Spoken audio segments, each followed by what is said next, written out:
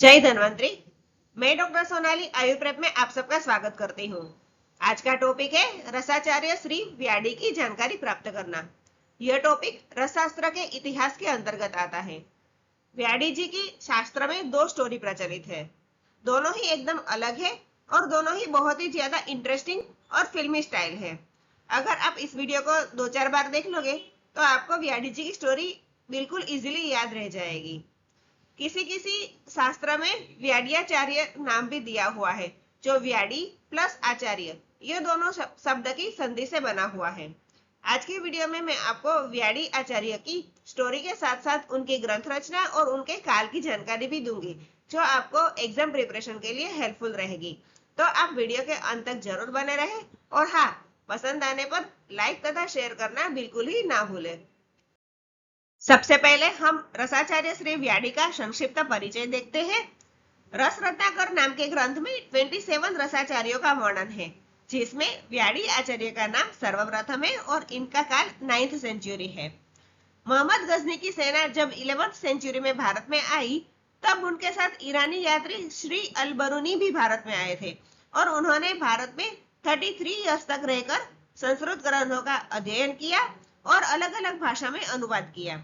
तब उन्होंने भारत में प्रचलित रस विद्या और उनकी विविध क्रियाओं का भी वर्णन किया था।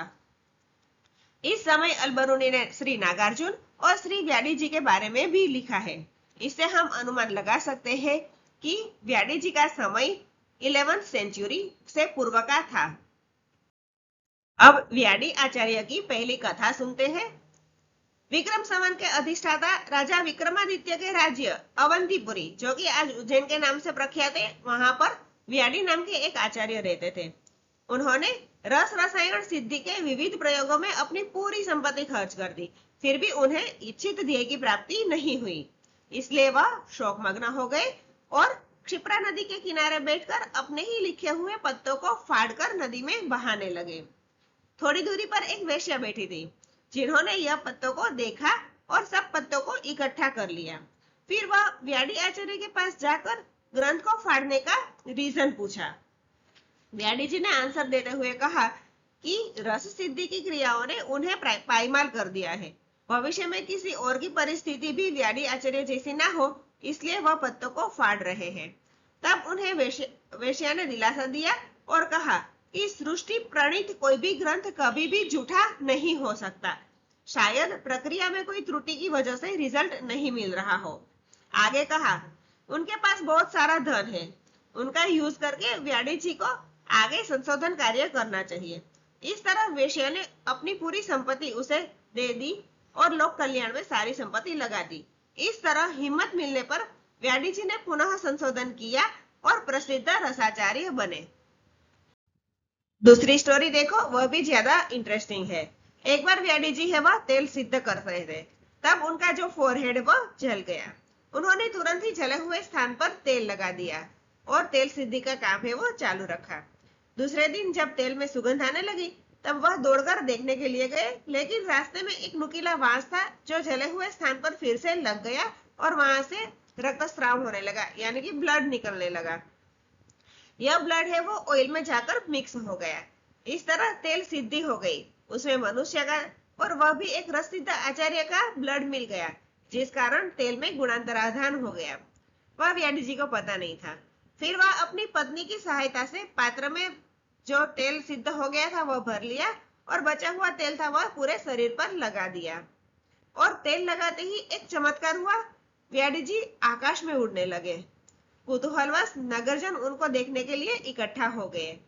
तभी राजा विक्रमादित्य भी इस दृश्य को देखने के लिए महल के प्रांगण में यानी कि बालकनी में आ गए। आगे की स्टोरी सुनो, और भी ज्यादा इंटरेस्टिंग है। राजा को देखते ही व्याडी जी ने बोला, राजा जी आप जल्दी से मुंह खोलो, मैं आपके मुंह में थूकना चाहता हूँ। यह सुनकर राजा को गुस्सा आ गया और उन्होंने मुंह नहीं खोला, जिस कारण व्याडी जी का जो थूक था वह राजद्वार पर गिर गया और जिस राजद्वार पर गिरा था वो राजद्वार है वह सोने का बन गया। एक्चुअली व्याडी जी है वह राजा को अजर और अमर बनाना चाहते थे, इसलिए मुंह खोलने के लिए कहा था, लेकिन जैसी ईश्वर की इच्छा। इस तरह की और ज्यादा सिद्धियां भी व्याडी जी ने प्राप्त की और रस शास्त्र के विकास में अपना महत्व का योगदान दिया। है ना इंटरेस्टिंग स्टोरी। अब व्याडी जी की विशेषता देखते हैं। रस रत्नाकर नाम के ग्रंथ में जो 27 रसाचार्यों का वर्णन है, उसमें व्याडी जी का नाम प्रथम है।